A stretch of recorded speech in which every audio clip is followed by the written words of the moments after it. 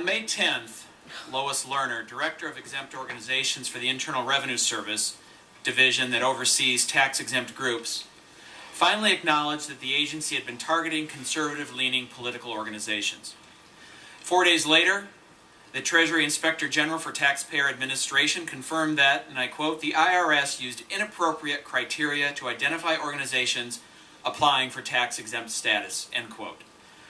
The report also confirmed that this abuse of power began as far back as 2010. This revelation goes against the very principles of free speech and liberty upon which this country was founded. The blatant disregard with which the agency has treated Congress and the American taxpayer raises serious concerns about leadership at the IRS. Let's establish the facts that we do know. Based on the TIGTA report, we know that for an 18-month period beginning in spring 2010, IRS employees in the agency's determinations unit employed key words such as Tea Party, Patriot, and 912 to target applications for tax-exempt status. These groups were then subjected to further IRS investigation and document requests. IRS employees later expanded their search to include groups concerned about government spending, debt, taxes, the Constitution, the Bill of Rights, or trying to, and I quote, "make America a better place to live," end quote. Let me repeat that. People were targeted for trying to make America a better place to live. These Americans had their applications delayed for nearly 3 years, and at least 98 applicants were asked for improper and inappropriate information such as donor lists and whether family members planned to run for political office. During that delay, and while applications of conservative groups sat untouched for more than a year, other applications with names like Progress and Progressive were approved in just a matter of months. The headline in USA Today from earlier this week really says it all.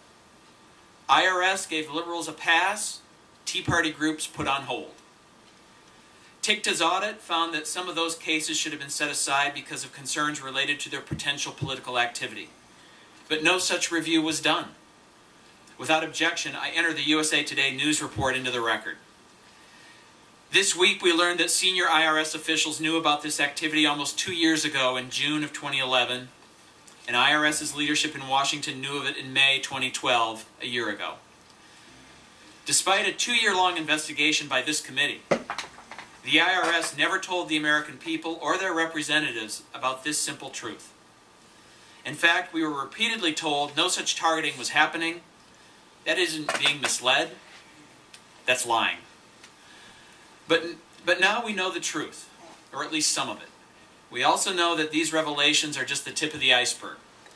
It would be a mistake to treat this as just one scandal. This may be the one generating headlines, but in total, I count at least 5 serious violations of taxpayer rights, the right to be treated fairly, honestly, and impartially by their government. First, back in August of 2010, a White House official discussed the status of a private company, the tax status of a private company, a clear intimidation tactic.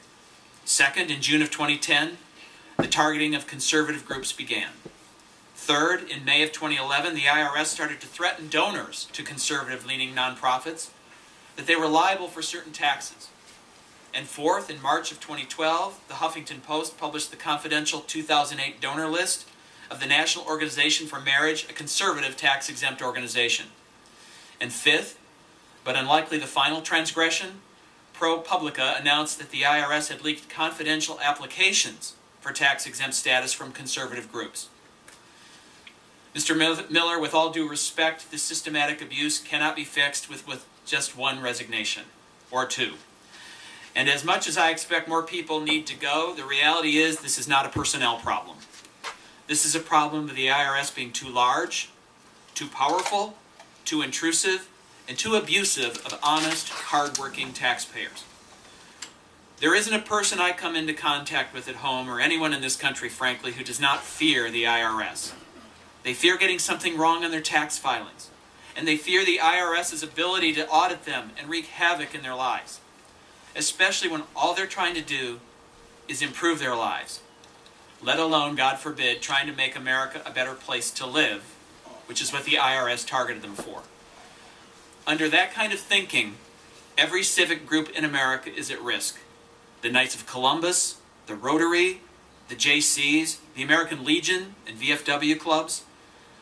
I'm sure you're aware of the saying that the power to tax is the power to destroy. Well, under this administration, the IRS has abused its power to tax, and it has destroyed what little faith and hope the American people had in getting a fair shake in Washington. This will not stand. Trimming a few branches will not solve the problem when the roots of the tree have gone rotten. And that is exactly what has happened with our entire tax system. It is rotten at the core, and it must be ripped out so we can start fresh. Only then will the American people get a tax system that treats them fairly and honestly as they deserve. And while that's a larger discussion, it is directly tied to the issue before us today. How and why our tax system has gone so far off track, many questions still remain. Why did the IRS repeatedly target the American people and then keep that fact covered up for so long? Who started the targeting? Who knew? When did they know? And how high did it go? Who leaked the private taxpayer information? Why were the names of donors asked for? And what was done with those lists before they were supposedly discarded? And when did the administration know about each of these, and what was its reaction? Listening to the nightly news, this appears to be just the latest example of a culture of cover-ups and political intimidation in this administration.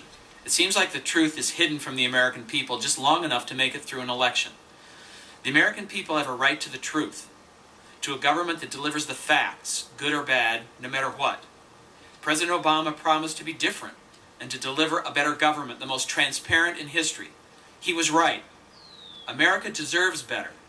It is time to end the corruption at the IRS and fix a tax code that allows Washington and the IRS to pick who wins and who loses in America.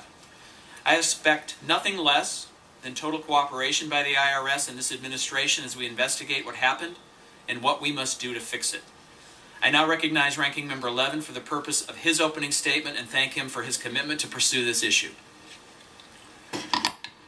Thank you, Mr. Chairman.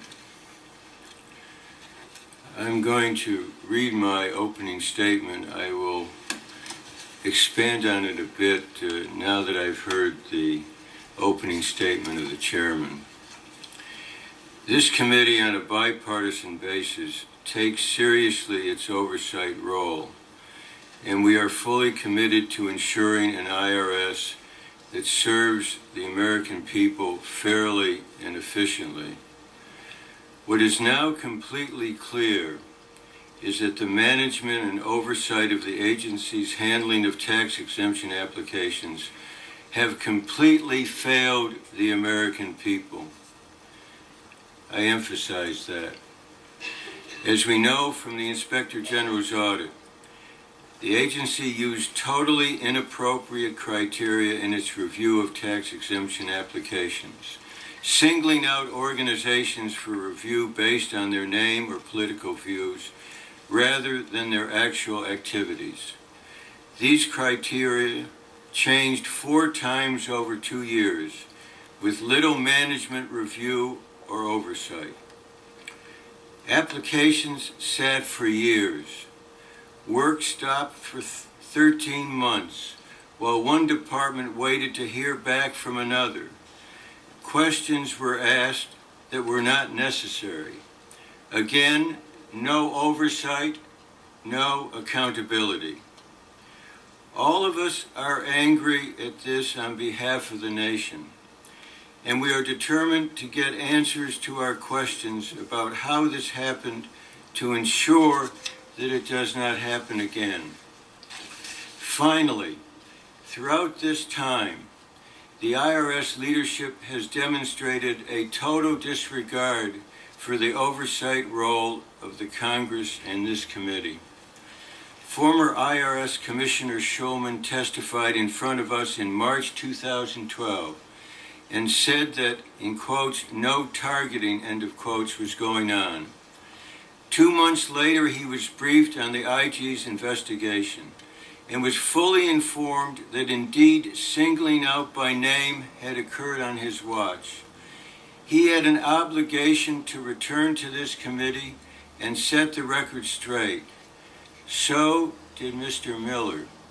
Neither fulfilled their obligations. A little more than a week ago, Lois Lerner was in front of our Oversight Subcommittee.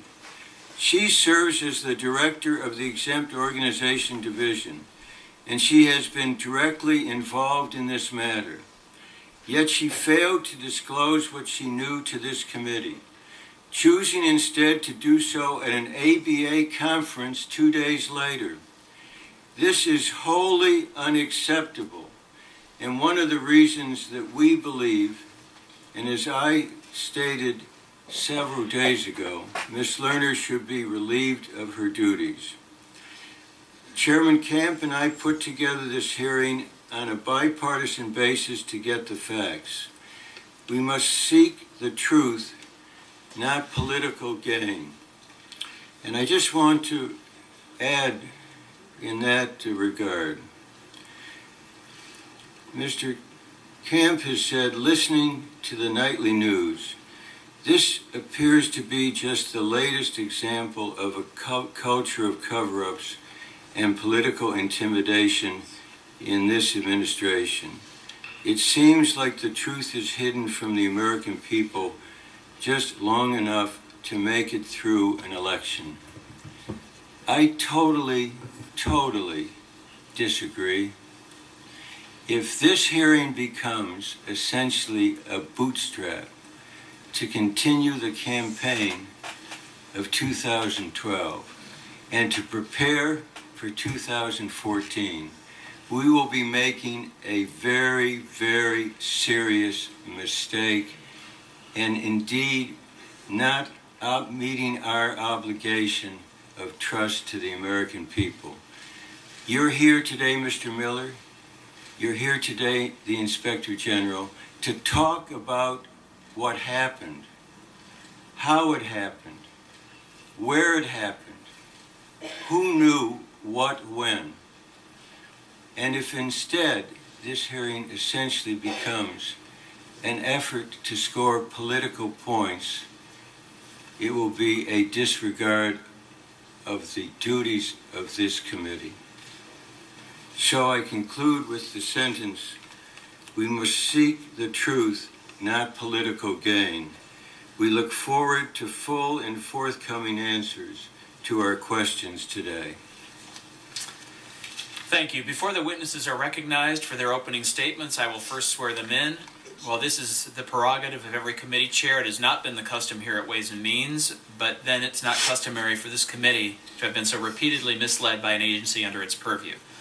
So while it's always against the law to provide false statements to Congress, the act of swearing in a witness impresses upon him or her the gravity of the proceeding and the need to tell the full and complete truth. Please raise your right hands. Do you solemnly swear or affirm that the testimony you are about to give will be the truth, the whole truth, and nothing but the truth, so help you God? I do. Let the record reflect that witnesses answered in the affirmative. Thank you.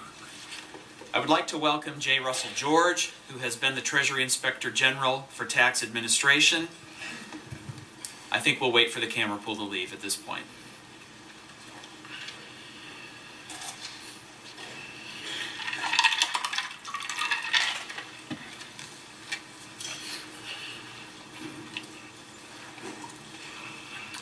Thank you. I'd like to welcome J. Russell George, who has been the Treasury Inspector General for Tax Administration since 2002, and Mr. Stephen Miller, who is currently the Acting Commissioner for the IRS. Thank you both for being with us today.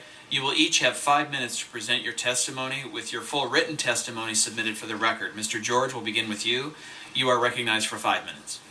Chairman Camp, Ranking Member Levin, members of the committee, thank you very much for the opportunity to discuss our report concerning oversight by the Internal Revenue Service of groups that apply for tax-exempt status.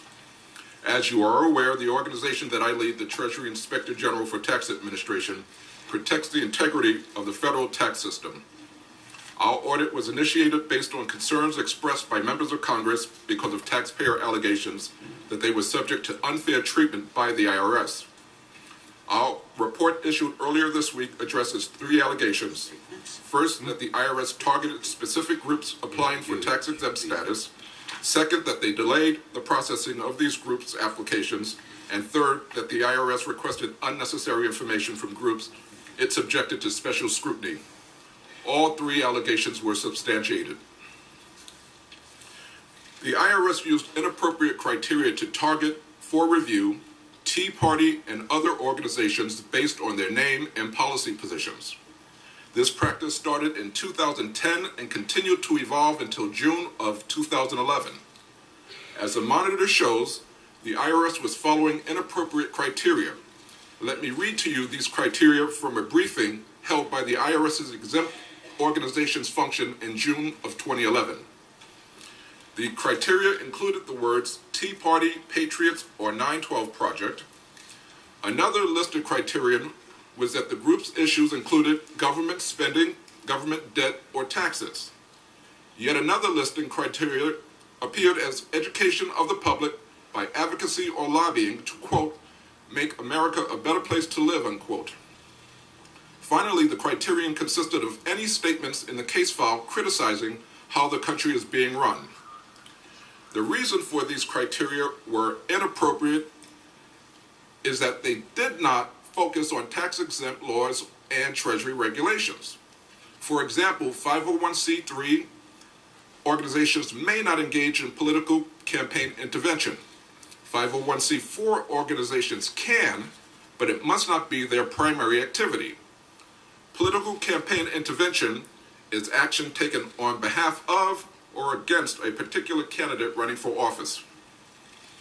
Although these criteria appeared in the IRS's own documentation as of June 2011, IRS employees actually began selecting Tea Party and other organizations for review in early 2010. From May of 2010 through May of 2012, a team of IRS specialists in Cincinnati, Ohio, referred to as the Determinations Unit, selected 298 cases for additional scrutiny. According to our findings, the first time that executives from Washington, D.C. became aware of the use of these criteria was June 2011, with some executives not becoming aware of the criteria until April or May of 2012. The IRS's inappropriate criteria remained in effect for approximately 18 months. After learning of the inappropriate criteria, the Director of Exempt Organizations changed the criteria in July of 2011 to remove references to organization names and policy positions. However, Cincinnati staff changed the criteria back to target organizations with specific policy positions, but this time they did not include Tea Party or other named organizations. Finally, in May of 2012, after learning that the criteria had again been changed, the Exempt Organizations Director of Rulings and Agreements changed the criteria to be consistent with laws and regulations. The organizations selected for review for significant political campaign intervention, again 298 in all, experienced substantial delays in the processing of their applications. The organizations experiencing these delays included Tea Party organizations, Patriot organizations, 912 organizations, among other organizations. As shown on the monitor, the status as of December 2012 for 296 cases that we reviewed was 108 cases had been approved, 28 cases were withdrawn, and 160 cases were still open. 0 cases had been denied. Of the cases still open, some had been in progress for over 3 years and crossed 2 election cycles without resolution. Of the 108 cases approved, 31 were Tea Party, 912, or Patriot organizations. My final point is that the IRS requested unnecessary information for many political cases. In fact, 98 of 170 cases that received follow-up requests for information from the IRS had unnecessary questions. Our evidence indicates that staff at the Determinations Unit in Cincinnati sent these letters out with little or no supervisory review. The IRS later determined these questions were unneeded, but not until after media accounts and questions by members of Congress arose in March of 2012. Examples of the unnecessary information requested included the names of past and future donors, listings of all issues important to the organization and what the organization's positions were regarding such issues, and whether officers or directors have run for public office or would be running for public office in the future. Months after receiving these questions, 12 of the 98 organizations either received a letter or a telephone call from the IRS stating that their applications were approved and they no longer needed to respond to the additional requests. The IRS informed another 15 organizations that they did not need to respond to previous requests for information, and instead they were sent a revised request for information. Regarding the donor information received from applicants, the IRS informed us that they destroyed that information. In closing, our audit found clear evidence that each of the 3 allegations were correct. Was the IRS using inappropriate criteria in its review of organizations applying for tax-exempt status? Yes. Was the IRS delaying their applications? Yes. And finally, did the IRS ask inappropriate and unnecessary questions of applicants? Again, yes. These findings have raised troubling questions about whether the IRS has effective management oversight and control, at least in the exempt organizations function, so that the public can be reassured that the IRS is impartial in administering the nation's tax laws fairly. Chairman Camp, Ranking Member Levin, members of the committee, thank you for the opportunity to present my views, and I look forward to your questions.